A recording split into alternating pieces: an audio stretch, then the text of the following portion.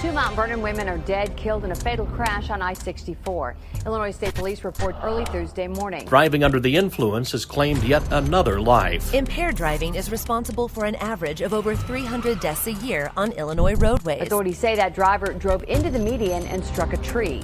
He is facing charges of driving under the influence and improper lane usage. Illinois State Police say alcohol did play a factor in that crash. Drivers can learn more at lifeordeathillinois.com. This message is brought to you by Wonder Wellness Cannabis Gummies. Where is your journey to wellness taking you today? Wonder offers the convenience of effects-forward, low-dose gummies to take you there.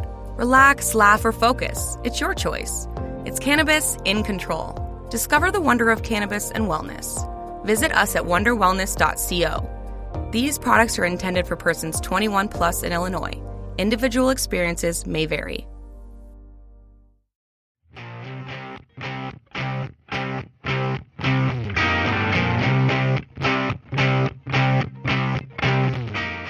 If you are looking for deep Dynasty League information, prospect analysis, and farm system reviews, then look no further. The Dynasty Baseball Show starring Ron Rigney and Van Lee is here, and they are ready to talk fantasy baseball from a deeper perspective. Now here's your host, me, Van Lee.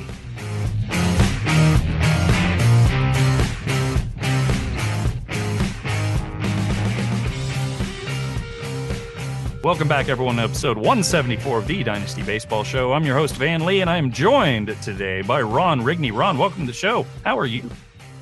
Feeling amazing. I'm feeling great right out the gate here. We've got off to an awesome start. I think we're going to talk about some great baseball-related things, and happy Wander Day, ladies and gentlemen.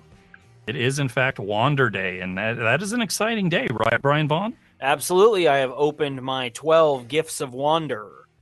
That's what you open every Wander Day, and there's actually only one official Wander Day. So that's today. Hope you guys are ready. Hope you have your gifts. I brought gifts of myrrh. Ron, I think you were supposed to bring the frankincense. Brian, what's that mean you were supposed to bring? Oh, gold, and I am not equipped. No, I don't think that's going to go well for any of us, to be honest.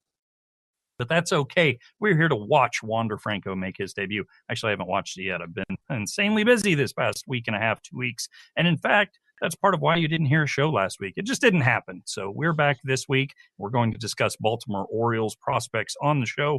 But first, we have some news and notes to get through. Another debut happening, we'll get to Wander Franco in a minute, is Matt Manning. He is making his Major League Baseball debut. That was last week, wasn't it? Yeah. How did he do? He was fine. Hold on, I'm going to redo that. Let's just skip that. Let's talk Franco. Okay, yeah.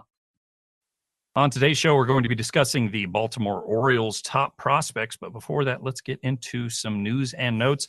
The first one is, of course, the one we just discussed, Wander Franco making his debut. Ron, you're the Rays fan here, so we'll toss it out to you first. What do you think Franco's going to do the rest of the way this year? If for some reason, let's say he's available in a redraft league, how much of your fab budget would you spend towards him? What's the impact this guy's going to have?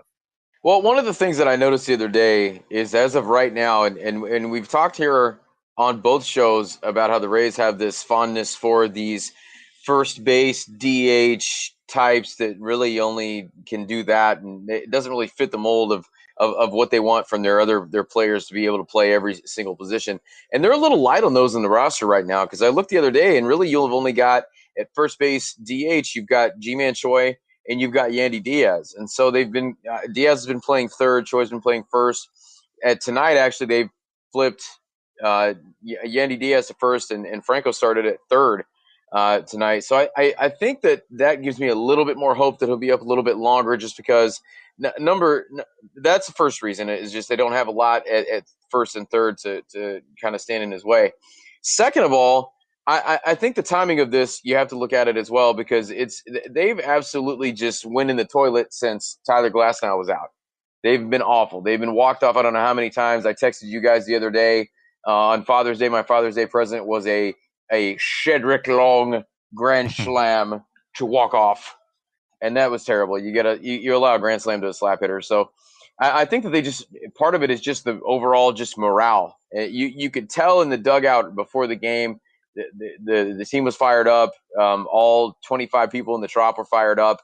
And it was one of those things where I think that they just kind of need that shot in the arm. And it looked good out of the gate. They scored 2 runs early, and now they're down 5-2 in the top of the 4th. So we'll see what happens. But I think it's a couple of things here, and I think they're going to try to keep him up as long as they can, even if he struggles a little bit, because I think that they feel like it's going to be just kind of that shot of adrenaline they need to maybe get over this little hump that they're in. They played so well for so long, and then I think they're like 6 straight losses, 7 straight losses at this point, getting walked off every other day. So I'm trying to put my fandom to the side for this. I think it's something where you see him get a pretty long audition here, and I think he's up for quite a while if they end up having to send him down. I definitely think if he hits, the defense will be there. If he hits, he's maybe up for good now, so long as he has a prolonged positive stretch. Then again, I would have said the same thing about Kelenic, so you never know. But I think this is a pretty exciting development for the Rays and for Rays fans. And in fantasy, it's kind of an interesting situation because I wouldn't have said this 10 years ago about the top prospect in baseball, maybe, but it's hard to imagine almost any format where Franco isn't already owned. And I do think that's the case. I think he's owned in most formats, barring an NFBC style format where you have a short bench, and you don't have IL slots. Maybe somebody had to cut them. In that case, I think whoever wins him with a bid, it's going to be 100% of whatever their budget is remaining. They're going to have to spend out the ass to actually get this guy. So I don't think you're going to win him this week in your league with a $40 bid. It'll be whatever tremendous bid that somebody makes. I do think he'll stay up, and I think he's here to go. I don't necessarily know that they would bring him up just for, a 3-game replacement. So I think we're going to see at least a couple of weeks. And if he hits well enough, which, again, I think he will, he should be up for quite a while. Let's see. What's he done so far? He's walked and scored a run. He walked and scored a run, and then I think he popped out in his last AB. But, the thing about that, I did get to see that first AV, and he was down 0-2 real quick. You could tell when he's getting up there, he was kind of pressing a little bit, made some contact, fouled a couple off, and then he battled back from 0-2 and drew a walk. So that was pretty encouraging. I don't think I've ever been so excited about a first-inning walk in my life. This is giving a little time and place to the listener, too. That's right. In Wander history. Well, it's cool that he's finally up, and I'm excited for Ron. I'm excited for Rays fans, and I'm excited for baseball. He needs to be up. He's ready to go, and he's a cool talent. Someone will be watching. One thing that's fascinating to me is I pulled up the box score on MLB.com, and just looking down the Rays lineup, no one is hitting well average-wise on that team. Now, that's not to say batting average is all that important in real baseball, but I looked it up. They're maybe 22nd in the game of the 30 teams in batting average, 20th in OBP, 21st in slugging. I never would have guessed that because of how successful they've been this season, even with a little bit of a blip here at the end. So I guess a lot of it was pitching, and losing Glasnow makes that hurt quite a bit. All right, let's move on to our next segment here. We're going to talk some listener questions. We had a couple of listeners reach out to us on Twitter to ask a few things. Now, I have attached a screenshot for you guys of this first question. Guy was awesome. He said he loves our show, on and on. Cool dude. I like what I'm hearing about this guy. I don't want to say his name in case he doesn't want to be mentioned, but he did ask, look, I have a dynasty team that I need to make some cuts on.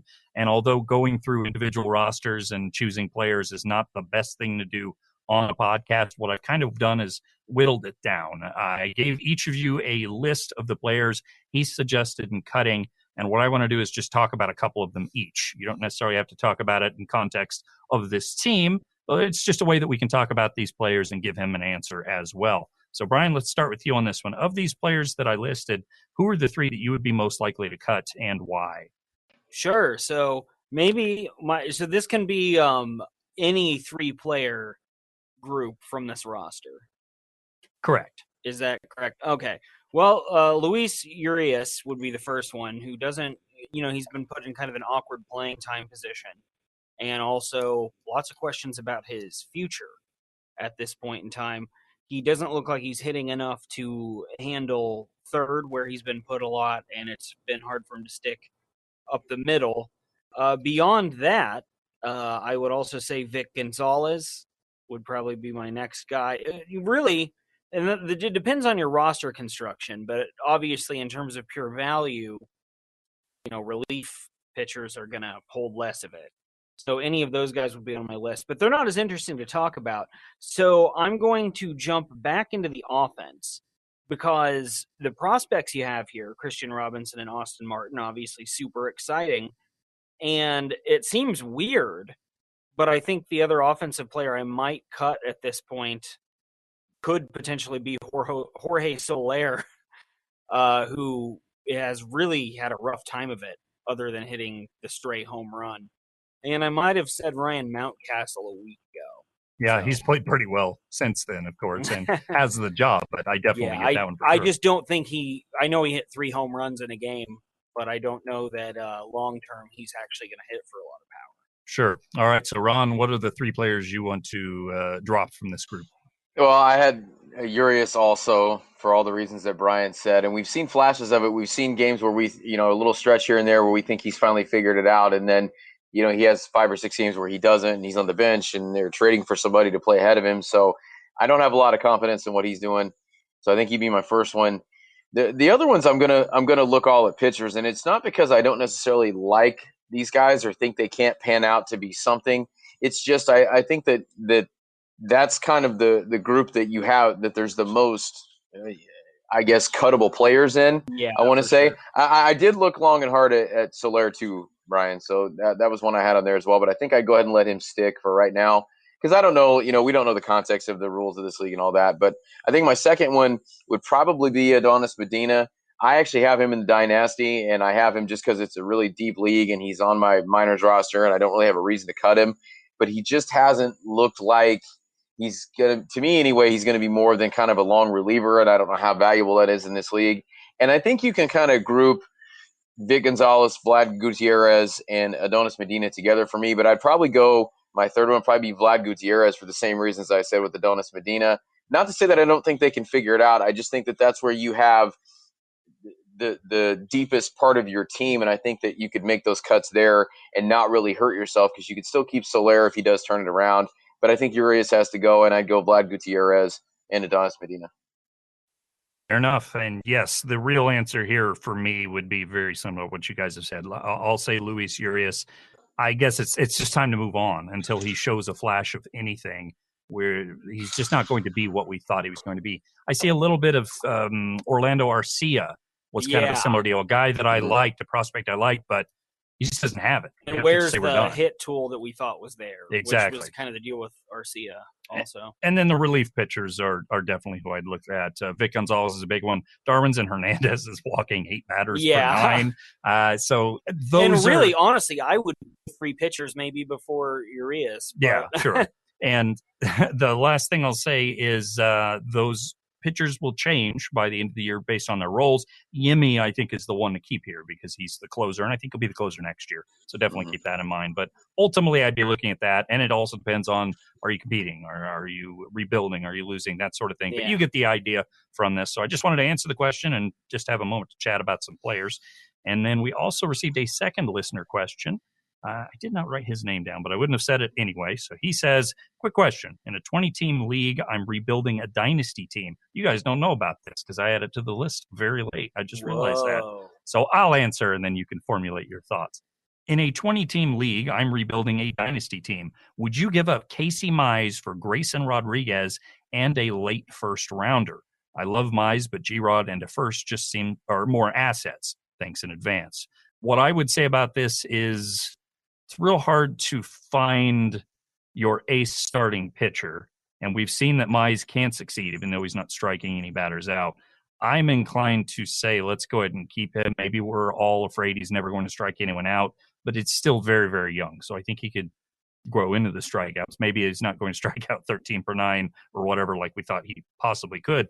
Then again, we're going to talk about Grayson Rodriguez here in a little bit, and he's the real deal. I buy him 100%. So I think ultimately, because your package is Grayson Rodriguez as well as that first rounder, I would think pretty heavily about this. If I'm rebuilding at all, I might lean a little bit that way. But then again, it's not like Mize is old, but we do have a little bit of an injury history with him now too. A little bit of concern with that. I think I'm more inclined to actually make the trade, which surprises me. Ron, what do you think about this whole scenario? I think I 100% am all in on taking the deal. And it's not that I don't like Casey Mize, but the main thing that scares me is that injury history with him. And you, like you said, Van, you're going to tell us about Grayson Rodriguez, but I think if everything breaks right for him, I don't think he's going to be that far behind Casey Mize if everything happens the way it's supposed to happen. And then you add on that pick. Now, yet again, 20-teamer, most likely the minor league rosters are pretty deep. But if you do your homework, I think you can still get something that's going to help you out with that late first rounder. So I think you get a pitcher that you're giving up a little bit. I don't think it's going to be much, and you add that pick on. I think that it's something that if it was me, I would do it for sure. I will make this 3 for 3. I would also do this trade. Grayson looks like he has, just like we thought about Mize, ace potential at least. And with Mize, we kind of already know he, at least for now, isn't that. That doesn't mean anything. I actually like his future just as you guys do. But, yeah, I think with Grayson and a pick, you do that. So there you go. Hopefully that answers your question. Thanks to both of you guys for shooting those. Sorry we didn't get to them a little bit sooner, but, stuff comes up. And here we are ready to talk Orioles, not just pitchers. I'll be talking pitchers, some of them, Orioles prospects. So let's get right into it, boys. First off, though, they're pretty much top 10 system, according to a lot of people. Do you guys agree with that? What do you think, Brian? It's pretty solid. I mean, I'm thinking about the Rays with Wander being called up and everything, and it's like I do wish there was an offensive player that I felt that way about. And I guess you can definitely say that about Rutschman, but I can't get over the fact that he does in fact play catcher in terms of being an elite offensive prospect, even though I guess he is. But I will say it looks pretty steady throughout. There's a lot to like here. A lot of potential major leaguers, even beyond the guys who can be more potential stars. I like the fact that they have, it seems like it's kind of spread out as well, all around, the diamond as far as the positions that they have. You've got a catcher, you've got some quality starters, you've got some outfielders, you got some, and then those are kind of your superstar level guys. And then I think they have a nice little variety of other guys that you can kind of sprinkle in that may not necessarily be fantasy relevant, but are going to be able to fill in those gaps between the Rutschmans and the Heston Kierstads and those kind of guys that are going to be kind of your middle of the order type guys. You're going to have a couple table setters here. You've got some guys that play defense are going to hit the bottom of the lineup, and you've got a couple of guys that could potentially be frontline starters. So I think it's definitely right around that 10, that maybe that 8 to 12 range, I think, but definitely one that I want to see them develop these guys way more than they have in the past with that reputation they've kind of built for not being able to fully develop these prospects. And we'll talk a little bit more about the developmental processes of the organization. And what I found in doing my research for today's episode is that they really have kind of turned a corner in that regard. And in fact, Grayson Rodriguez is a great example. I'll get more into him there. But essentially, he was someone who was thought of as maybe a high floor kind of guy who then developed into what he is now, which is a potential ace. So they've kind of started doing the right thing. When I don't remember when the main changes happened, but it feels like when they finally got rid of Buck Showalter and started really reorganizing that front office, that's when things started to trend the right direction. Now, I'm going to interrupt for just a moment, Ron, because I need to know, above your right shoulder on your glass door behind you, what is that? Is that a fat head of a baseball player's head? What is that? Yeah, so it's actually facing the other way, but I got that. I don't know. I got that randomly at some point, and it's apparently in the 80s at some point, Topps did these things where they're kind of the precursor to fatheads. It's just kind of it's about this big, and it's just Craig Biggio's head, and it has this suction cup on it. You can put it on the window. What better place to put that on there than in the upstairs man loft? So I have Craig Biggio's head staring at me all the time. That's wonderful. Seems to me like you just decapitated Craig Biggio and then have stuck him on your glass door. I'm fine with this. Don't get me wrong. He can take a beating. I mean, he did get hit by. We do know he's very durable. Can play a lot of positions, play a lot of spots. So he's probably still just functioning just fine without it. Very true. Okay, let's get back on track and talk Orioles prospects. We're going to start with that number one guy, Adley Rutschman, who is, again, a catcher. But, Ron, he is the guy that's kind of bucked the trends. Him and Joey Bart, for a bit there, were the two elite hitting catchers that were in the minor league systems. And Rutschman hasn't quite made it to the major leagues yet like Bart has, which also means he hasn't struggled quite like Bart has yet. So tell us what you think about him, what you think he can do at the majors, and the value he holds. Well, it makes sense we talk about him tonight because MLB.com obviously has Wander as the number one guy. Adley Rutschman is their number two. So he's going to take over that number one spot if Wander stays up, which we kind of think that he will. And I'm not going to go super, super deep into Adley Rutschman just because if you're listening to this podcast, you know who Adley Rutschman is. You know what he's about. You know why he's one of the more heavily talked about players. But just kind of a rundown of what he's been able to do. He won all the college awards for Player of the Year coming out. He won the College World Series at Oregon State. He was the number one overall pick. He's a switch hitter. He's a catcher who actually will stick at the position. You know how we are on this podcast with our fondness of catching prospects. This is one that will actually stay at the position and actually plays it very, very well to go along with the bat that he has. I don't know necessarily as far as if you're looking for fantasy relevance, there's really much more you can add to this. I mean, he plays a terrible position. He's got the potential to be elite level.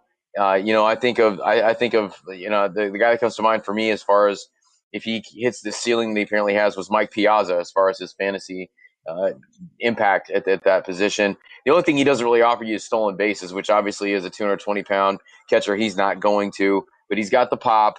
He takes walks. He's got a really patient hit tool. We've seen that. He obviously, as every other minor leaguer, was excellent at the alternate site last year, but you actually believe it with Adley Rutschman because he's, head and shoulders above a lot of the other guys that he's going to be around. He's already a plus defender. Scouts already talking about how his defense is already improving, how his ability to call games is improving, how his ability to throw runners out stealing second has gotten better. So I don't know necessarily what more you could want, both in a real-life standpoint and also from a fantasy catching prospect. So, he's obviously a guy that, like Wander is he's going to be owned in all dynasty leagues. Yearly leagues, I don't know necessarily that we would see him if it's anything more than a September call-up. I believe he's in Double-A Bowie right now, and he's hitting well. He has yet to hit a homer, and I don't have his numbers right in front of me, but I remember looking earlier, his slash line is he's hit a lot of home runs. He's had a hell of a season in the minors so far. 2021 in Double-A, he has 10 homers and 186 plate appearances, 293, 430, 531. He is tearing the cover off the ball. Oh, he does. Okay. What was I looking at that said 0? Okay. Jason stolen bases. I must have had that one covered up when I was looking at it. Okay, so yeah, he does have 10 homers, but yeah, the 293 and the 430 OBP were what was kind of blowing me away. So yeah, so forget what I said about the home runs. He's essentially doing everything that he was advertised to do except steal bases. So I don't know what more you could want out of a catching prospect, and it remains to be seen if we see him up this year more than a September call up. But if he does, it'll be exciting.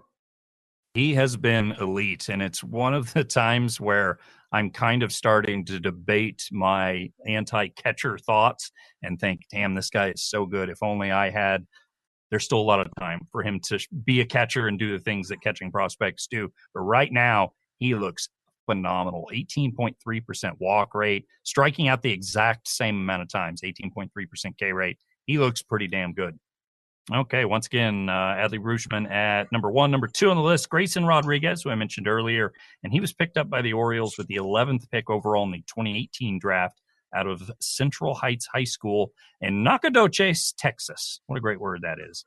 Grayson was a bit of a surprise at that slot in the draft because, again, at the time when he was drafted, there certainly was a bit of a high floor with him. He was a guy that a lot of people thought would be a starting pitcher, but maybe not quite the ceiling we've gotten accustomed to now with the guy. He's a big dude. He fits the pitcher's profile, 6'5", 220. And back when he was signed, he was someone with a good fastball, mostly average at best secondary stuff. He was more of a 3-5 starter in the eyes of many scouts, with a lot of them believing he won't really strike out enough batters. And with a fairly funky delivery, some weird head movement, he'd probably struggle a bit with command too. But over the last few years he's been in the Orioles system, he has done some awesome stuff. Firstly, he's developed his changeup from just an afterthought into possibly his best pitch. If he switched to just using that's hard to say. If he switched to just using fastball changeup, he would still have a career as a starting pitcher. His changeup is that good, and obviously he has a big-time fastball as well. It's even been compared to a screwball, the changeup that is, because of its movement. He also has a laterally moving slider now, a big vertical curveball, all of this points to just an elite pitch mix. In the minors, he has thrown plenty of strikes. He struck out far more batters than ever expected, and he's never posted an ERA above 2.68. So to put this all bluntly, he now looks like a straight-up potential ace. There's a chance because he hasn't thrown that many innings and because he's an Oriole, that owners still don't quite have him valued appropriately yet. So I think if you're looking in your rosters and looking in your dynasty league to try and bolster a pitching staff, I think this is still a guy that the industry hasn't quite caught up to yet. A lot of us do know that, hey, this guy's going to be pretty good, but I think the general consensus is still it's an Orioles prospect and no one knows him. So I think this is a buy low still.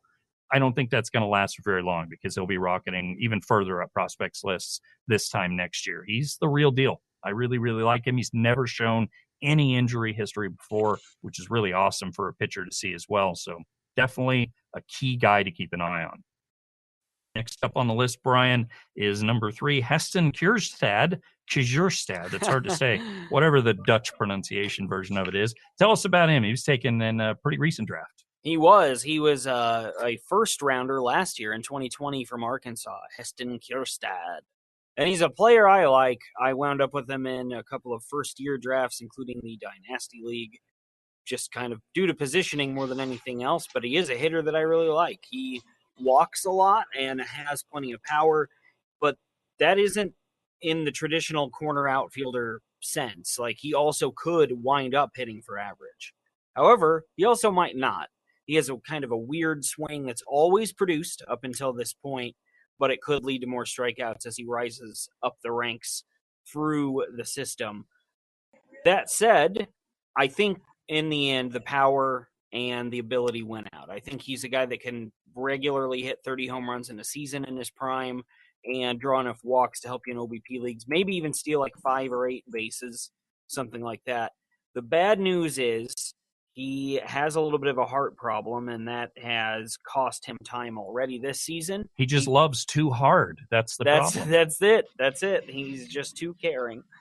But yeah, he's had inflammation, which has delayed his first pro appearance, technically. He still hasn't made his debut thanks to COVID and now this. So I'm looking forward to seeing what he actually does against competition.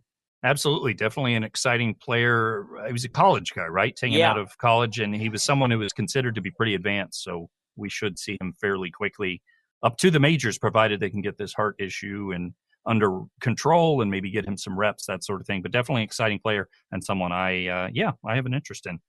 Okay, that's a good time to take a quick break, so let's do that. When we get back, we'll continue down the list of top Orioles prospects.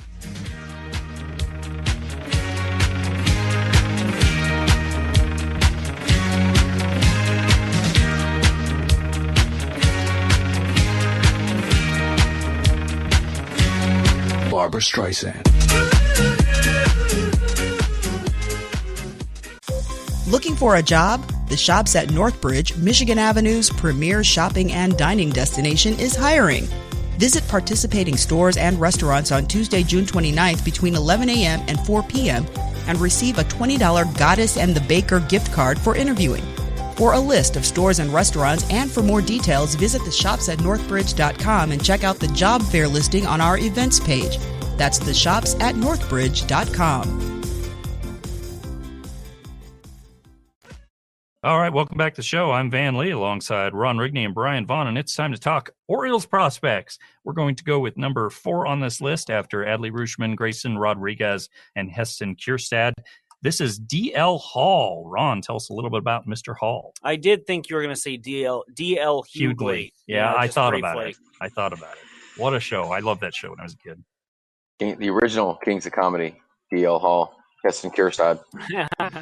So 2017 first rounder, 17th overall for D.L. Hall. He's actually the 3rd left-hander selected that year. And there's some pretty good company with the guys that were picked ahead of him. Of course, Mackenzie Gore was the first lefty off the board that year. And then Trevor Rogers, who's just been lights out for the Marlins this year, were the 2 that were selected above him. So definitely some solid guys to be mentioned with there.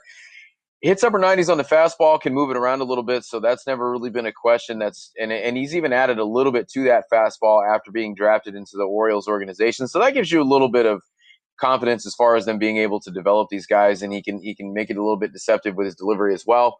follows it with a plus change, plus curve, not necessarily overpowering pitches, but definitely ones that can put guys away. And also the reports around those are positive. The slider is probably the outlier there that's not as good as the other ones. And so as he's had the most issues commanding that one, which that's the one that we want to see him work on the most. And overall, the command, the control has been his worst part of his arsenal by far.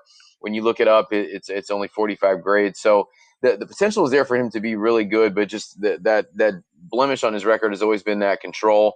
And when you look, down the list of every stop he's made, the walks per 9 have been above 4 everywhere he's been, including this year. He is striking out almost 16 batters per 9 in the 7 starts that he's had at Double-A Bowie, which is phenomenal. But he's also walking 4.5 guys and giving up over a home run per start. So obviously we want to see that control come back down, because that's obviously something that's going to get him into trouble the higher up the ladder he gets. I think that he's got good enough stuff that if he can finally harness that control, I think it's something where he can be moved along a little bit faster. He's been in the system for a little while. I think we'll see him go up to AAA this year. But obviously the stuff is there for him to be really good. Also, he's gone over 100 innings yet, so we need to see him kind of keep climbing that ladder as far as adding the durability as a starter. And with his profile, one of the things I was looking at with him is I think there might be a slight possibility here that if that starter thing doesn't pan out, he could be a really, really good closer at the back end of that Orioles bullpen. But obviously, they wanted him. They drafted him in the first round to be a starter. But I don't think that the backup plan is all that bad. And, his secondary stuff is pretty solid. It's maybe not the best stuff, but it's pretty solid. He's got a good curveball, good changeup. It's always been command with him. And Ben, I have to stop you. Wander Franco, 3-run dong, ladies and gentlemen. Whoa! Man. Yes. What a hero. We've captured this moment in history. Yes. Sorry, I had to say that. I think a little bit of pee might have just come out. I'm excited. I think it warrants it. If you need to change your pants, just let us know. All right. Totally worth it. It was a ball below the plate, too, according to MLB.com. So, boy went down and got one. Yes, sir. Wander on the board. Awesome stuff. Excited to experience that with you, Ron. I feel like we're closer now because of it. We've shared a moment. We have shared a moment.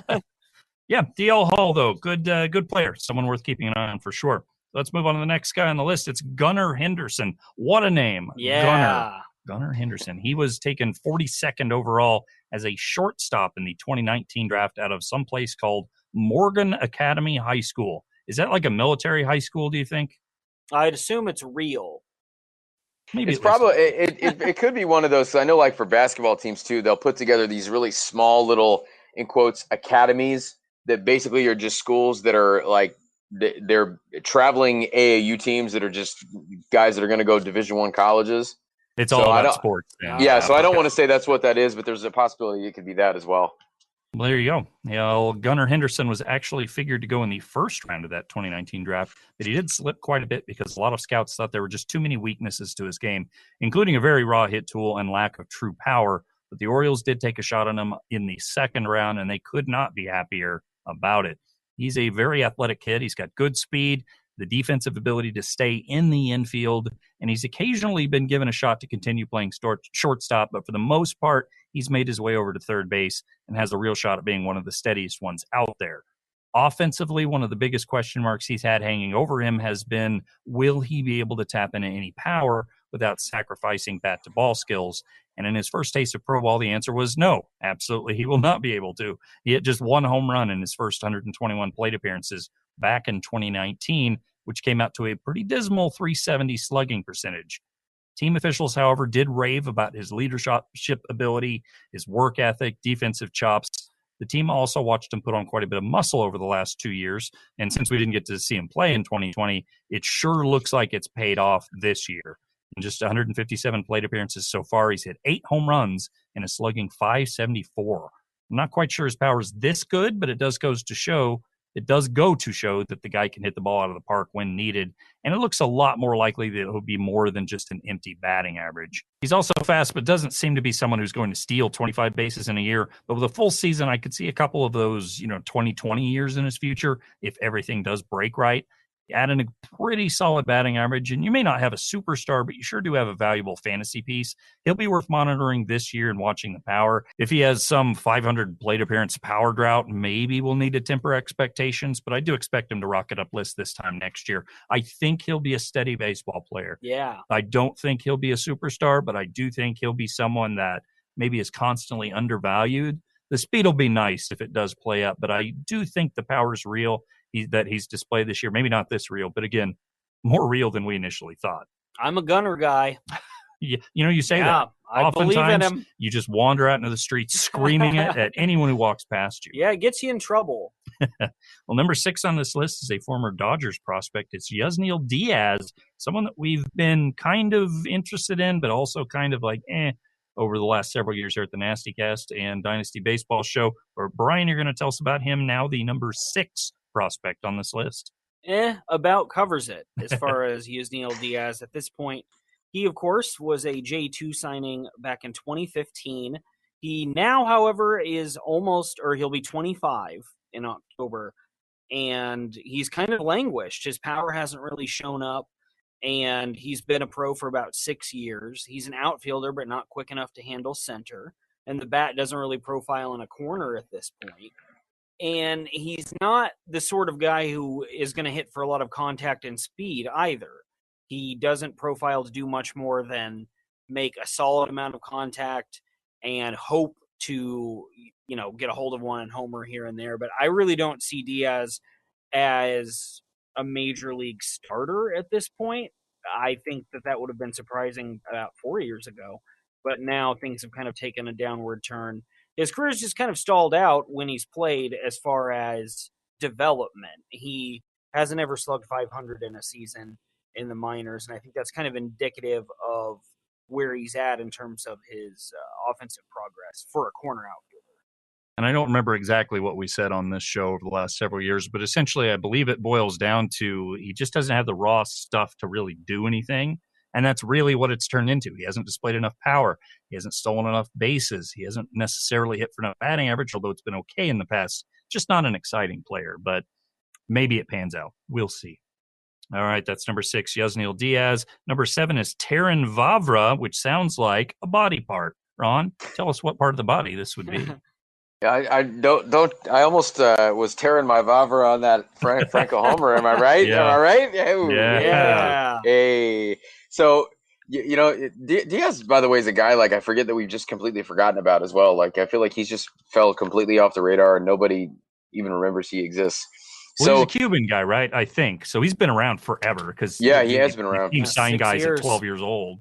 Oh, and it seems like, too, he was traded to the Orioles from the Dodgers forever ago as well. It seemed like that happened a long time ago. So back to Terran Vavra, second baseman, third rounder by the Rockies in 2017, was traded to Baltimore in the trade for Michael Gibbons a few years ago. And he's one of these guys that I was mentioning earlier that I think you're going to be able to kind of sprinkle in the lineup around these guys like Rutschman and like Kierstad and Mountcastle if he sticks around. The guys that are up that are going to do the heavy lifting in the lineup. He's going to be one of those guys that he's known for his hit tool, not really a ton of power, and he's known for being a good defender. So I think you've got a utility type defensive infielder here. Not much speed there as well, but I look at his Fangraphs page, and the one thing that stands out to me is it's based on his grades. He seems like he's kind of outplaying those grades. When you look at what he did in 2019 in 102 games, 452 plate appearances, stole 18 bases and hit 10 homers. I don't necessarily see that as being his future, but that's kind of encouraging. And I do know it was it was at Single A. It was in the Colorado system. I'm not sure where their Single A team plays, but I have a sneaking suspicion with the 10 homers it could be somewhere in Colorado. With Baltimore this year, though, in 30 games, he does have 4 homers and 3 steals. So he could be, I would say from a fantasy standpoint, he's maybe a guy that you might target in a deeper league for maybe, your middle infield or your corner infield or your utility spot. But I think he's another one of these guys that's going to be a better real life player than a fantasy player. But it gives you a little bit of encouragement. He does take a walk. He doesn't strike out a ton. So there is a lot to like here, and I think that he's a guy I don't necessarily if you want to draft him or get him, but I'd kind of keep him on my radar just kind of based upon, what he's showing us now, because he's not necessarily as light on power and as light on counting stats as we thought he might be. He sure has been caught stealing almost half as many times as he actually steals. Cracks me up when we see players with double-digit steals in the minors, and then we look up and they've just been caught so many times. It's just, you're clearly bad at it if you're getting caught this much. If you're stealing 58 bases in a season and getting caught 10 times, okay, I get it. That's fine. But if you're stealing 18 bases and getting caught 10 times, you're probably not a very good base runner. Okay, that would be Taryn Vavra at number 7. Moving on to number 8. Actually, before we move on, Ron, you mentioned Michael Gibbons.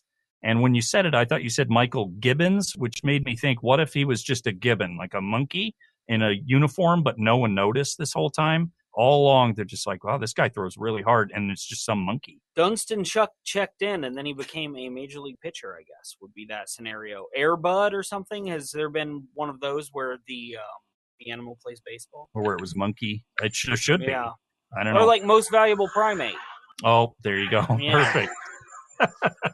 Okay, let's move on to number 8 on this list. It's Michael Baumann, and Baumann has had an interesting couple of years here in the Baltimore system. He was drafted back in 2017 in the 3rd round out of Jacksonville University. The book on him back then was that of a 2-pitch reliever masquerading as a starting pitcher. But over the last couple of years, Baumann has completely reworked his game, and he now figures to slot in as a back half of the rotation guy, with some analysts even thinking he has number 2 starter upside. Stuff-wise, he has a big-time fastball that can touch 99. It usually sits 94 to 96. He also has a show-me curveball, a hard, tight slider that is almost a cutter, and a changeup that's still a work in progress.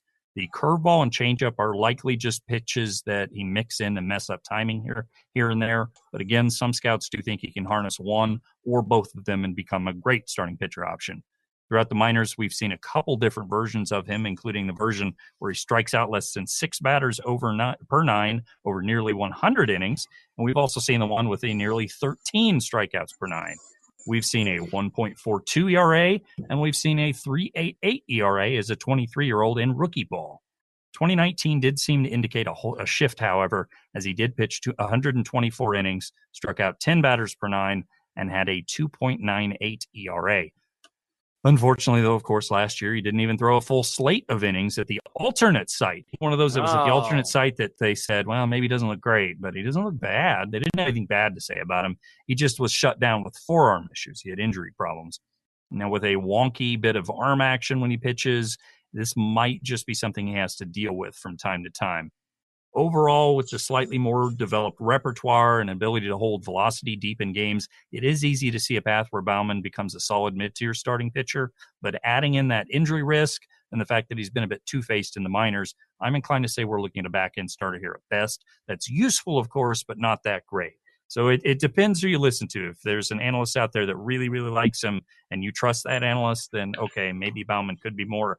I'm not that interested. It just looks like a back-end starting pitcher, which has its uses, but isn't as exciting as several of the other pitchers we've discussed, of course. When we originally, a little behind-the-scenes information for the listener, before we ended up having to move off of last week, we each were assigned different prospects, and I had Baumann originally, and my exact conclusion was 4 or 5 starter would be the most likely outcome there, should he stick. So I agree with you. Thank you. I appreciate it. You're welcome. Okay, let's finish up this list here with our last Orioles prospect, Jordan Westburg, coming in at number 9. Brian, tell us about Mr. Westburg. Sure. Jordan Westburg. Which is an iceberg that came from out west. Yeah, and then got named, and then plays baseball. Like that monkey. Jordan Westburg is an infielder who was a 2020 first-rounder out of Mississippi State. And we say this phrase all the time, but he projects to be better in real life than in fantasy. He's most likely to stick at second base and have the bat for it. He might be overmatched at short, and at third he might not hit quite enough, despite the fact that he has the size for it. He's 6'3". Westburg actually has been crushing the ball thus far this season in A-ball. He slashed 366, 484, 592, 3 homers and 5 steals in 91 plate appearances. That got him promoted straight to high A. He's 22. They're going to move him pretty aggressively at this point because he does have a high floor. I think he could wind up as a major leaguer being one of those infielders who you kind of wind up having on your team here and there, but I don't think he's a regular, so to speak, a regular fantasy pitcher. I think he could wind up being a guy who doesn't hurt you anywhere and steals it.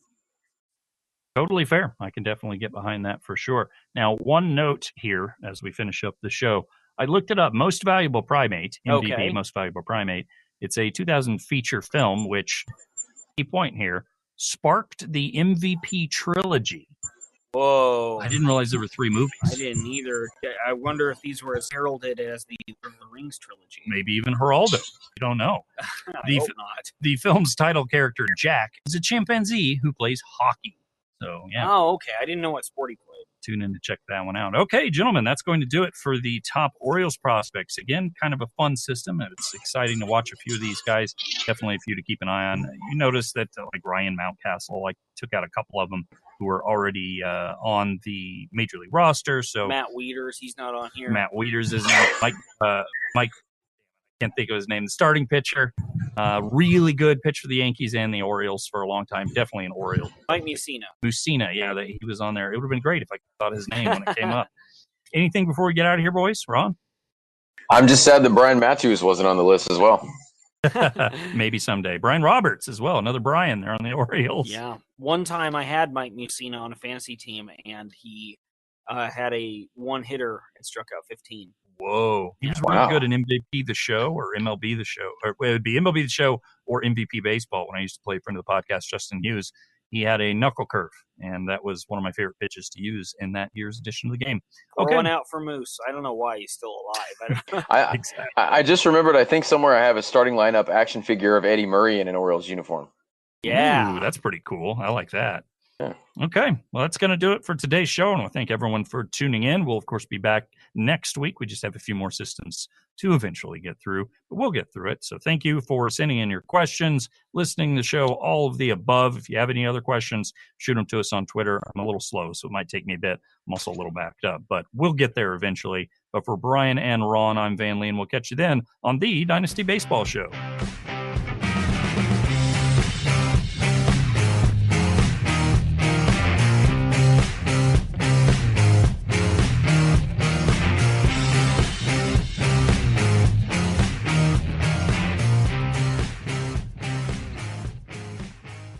Streaming only on Peacock. John Wayne Gacy killed 32. Straight from the killer's mouth. They want you to believe that I alone committed these murders. The new gripping 6-part documentary series, John Wayne Gacy, Devil in Disguise. All episodes streaming now, only on Peacock. Founders Brewing Company has found a way to make an IPA you can enjoy anytime that's perfect for any occasion with their all-day IPA. At 4.7 ABV, you can still taste the hops, of course, but it's the complex array of malts and grains that make all-day IPA a beer that will grab your attention. That full flavor and low ABV is what continues to make it a staple in my fridge. Look for Founders in your favorite beer store or check out their full line of beer at foundersbrewing.com. Founders Brewing Company, born and brewed in Michigan since 1997.